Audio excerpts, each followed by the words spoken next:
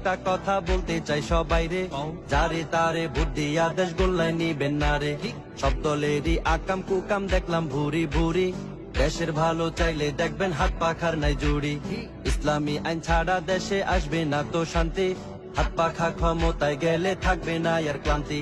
হাত পাখার দালাল বলিয়া গালি দেওয়ার আগে নির্জন যাইয়া চিন্তা করবেন, বিবেক যেন জাগে। ওরে ঈশ্বর জ্বালায় পুইরা সরকার আমার বাংলাদেশ, আরে ঈশ্বর জ্বালায় পুইরা সরকার সোনার বাংলাদেশ।